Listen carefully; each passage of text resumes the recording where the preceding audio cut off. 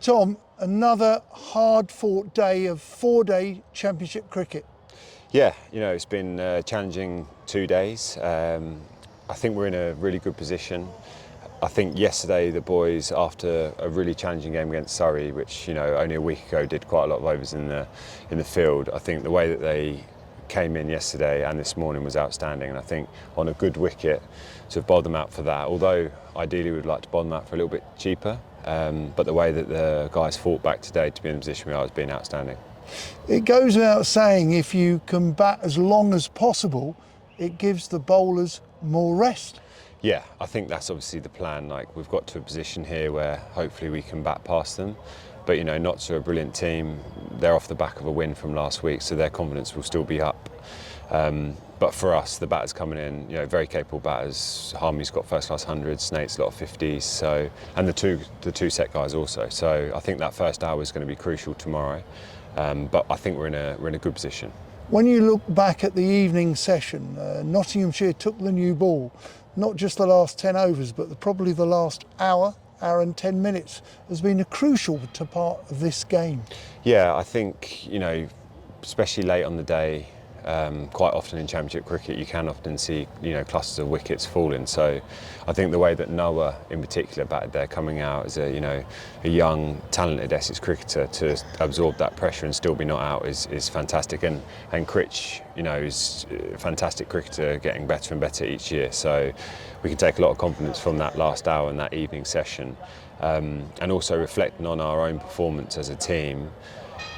Probably slightly under par for the high standards that we set. The dismissals were, probably a lot of, batting error more than anything. So to be in the position we're in, having played some really good cricket, is exciting.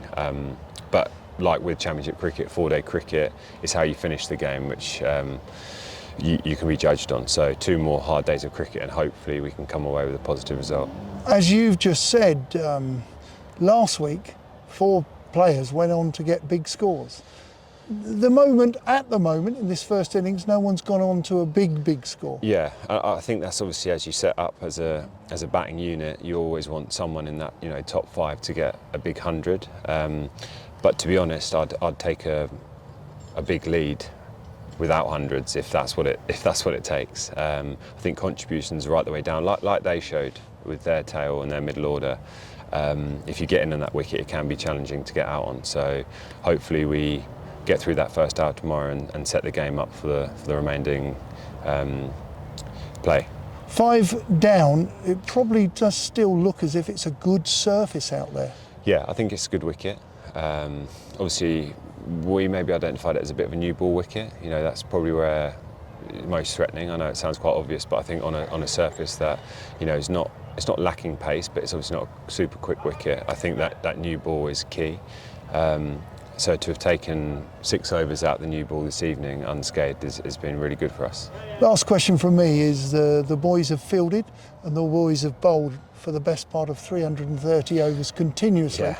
I mean, it certainly hasn't been missed by me, but Porter and Cook have been absolutely outstanding. It must be a wonderful asset to have them in your armoury. No, 100%. I was speaking to Ports actually this evening, and actually yesterday morning, the way that in particular Ports and Cookie bowled, he will bowl worse than that, both of them, and get fifers.